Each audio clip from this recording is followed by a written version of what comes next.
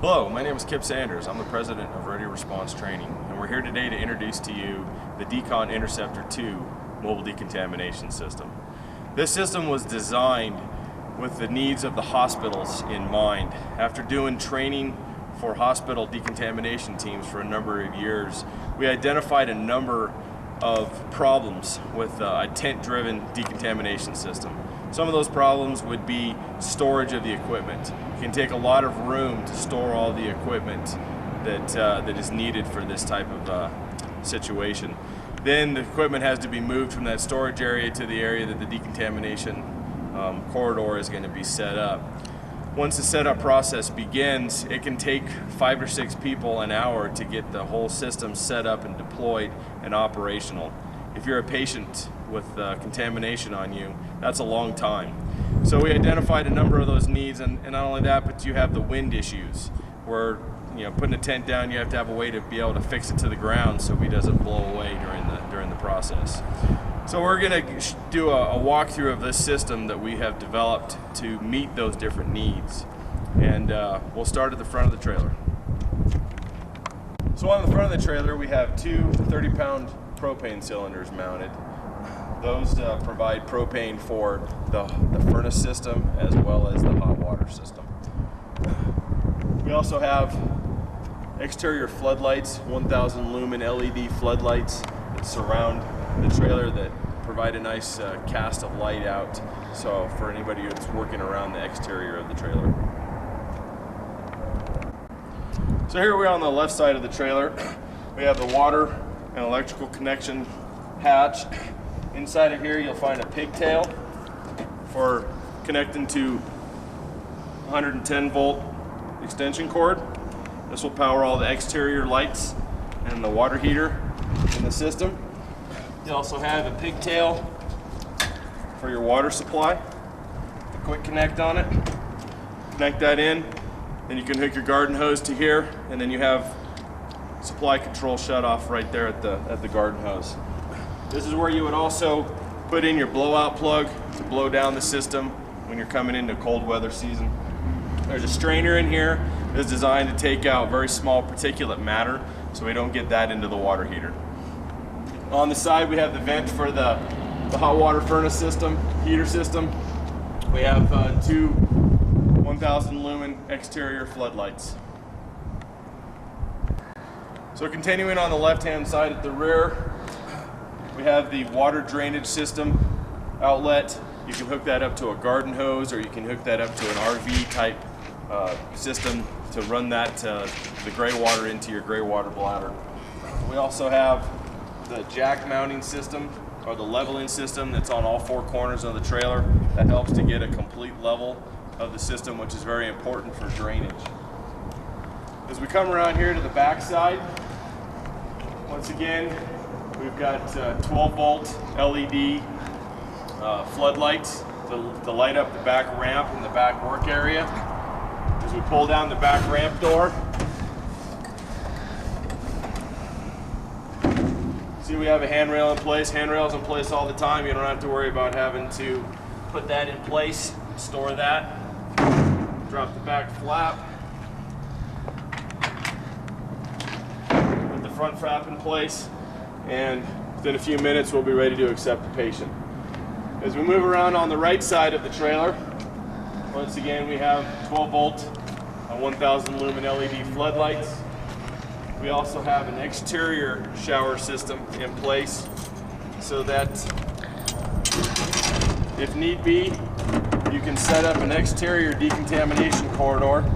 You've got 50 foot of garden hose in place that you can use to either decontaminate your decon team, or if you wanted to set up another non-ambulatory exterior corridor, you have the capability of doing that as well.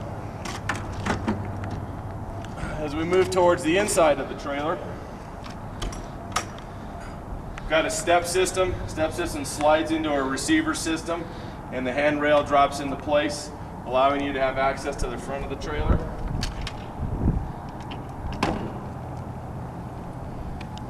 As we go on the inside, so here we are on the front part of the trailer. I'll show you some of the features here. Got a large storage closet with adjustable shelves. Great place for storing the Decon team PPE, the suits, boots, gloves, Ken tape, the pappers. All those things are easily stored in here and ready at a moment's notice for the Decon team. Up here we have the propane furnace. This provides nice warm air into the undress and the redress bays. Probably most important in the redress bays. Patients come out of the shower, they're wet, they're cold. Gives them a nice place once you get the curtains all closed up, a nice warm place to get dried off, get redressed to be able to exit the trailer. Down here we've got the propane carbon monoxide detector system in place for safety. In here we've got the lighting controls. These lighting controls control the interior. These are IP67 waterproof fluorescent lights. We also have the 12-volt lighting system. We have individual controls depending on what side of the trailer you want to have the lights on, or if you want to have them on the entire trailer, entire way around the trailer. Also controls the furnace system as well as the propane detection and CO detection system. Down here we have our breaker box for our 110 power supply. We also have our 12-volt power supply for running all the exterior lights. Down here on the bottom, have a nice big storage closet. If you got heavier items that you want to put on a shelf, you can put those down here, or if you want to put wet boots or any of that type of stuff down in this area. All waterproofed, so you'll be safe putting wet items in there. Over on this side, we have the water heater cabinet. Inside we have a flash heating 6.3 gallon per minute power vented water heater. It's power vented, so you don't have to worry about flue gases building up in the water heater cabinet. Once again, this is also run on propane. Down on the bottom, we have individual controls to control the two shower heads on the interior as well as the shower system on the exterior. This is where you would get the system charged, and then we have individual controls at each one of those stations so that you can shut the water on and off without having to come back to this cabinet. So the way that the patients would enter the trailer is from the rear. They come up the ramp, there's the handrail in place, they would step into the undress area.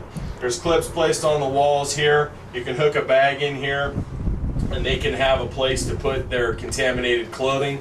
Got another hook on the other side that you can put like a Ziploc style bag, and that would be a great place to put the valuables, the wallets, the watches, the car keys, the cell phones, those type of things. And then those can be taken out and cataloged as the patient moves forward.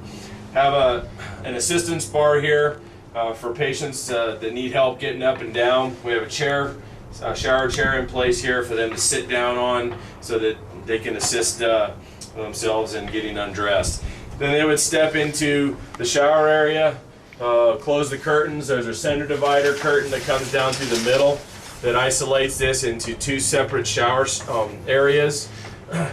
Have the on-off switch on the shower head itself. They step into here. You've got a soap and shampoo system that the patient has access to, so they can use, they can dose out their own amount of shampoo and soap as needed. Assistance bar in here if they need help standing up while they're going through this process. So they get their complete shower, then they're going to step through into the redress bay. Redress bay has a hook in place for holding patient decontamination receiving clothing. So if this is a Tyvek suit, or if it's a gown or something like that, that can be hung in here, and as a patient uses it, they can hang another one in here. An easy way to to be able to provide that to them without actually having to be in here if you don't need to. Assistance bar, shower chair, and then once they're done, when they've gotten dressed, then they can exit the trailer out through the front area and be received by staff. The trailer is designed for both ambulatory and non-ambulatory patients. So if you're going to do a non-ambulatory patient, all you do is take the curtains, you push them all the way to the front. They're completely out of the way, and then you can set your roller system up right down through the middle of the trailer. It gives plenty of room on either side if you want to have 4 attendants in there, 2 on either side, to be able to do the non-ambulatory decontamination. And then we've got a nice wide door here. The patient would come off the roller system, be met right here by people, and then take them right to a gurney that you can have waiting right at the bottom of the stairs. So very innovative system. A lot of time and energy has gone into developing this. A lot of expertise has been sought in order to make this a workable system. We've been building these systems now for 2 years. Every time we build one, we put some more innovation into it.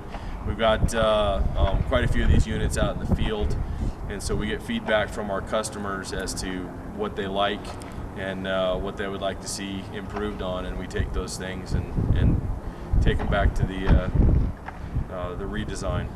So I want to thank you for your time, and if you have any questions, we'd love to hear from you. Phone number is area code 307-221-5769. Thank you.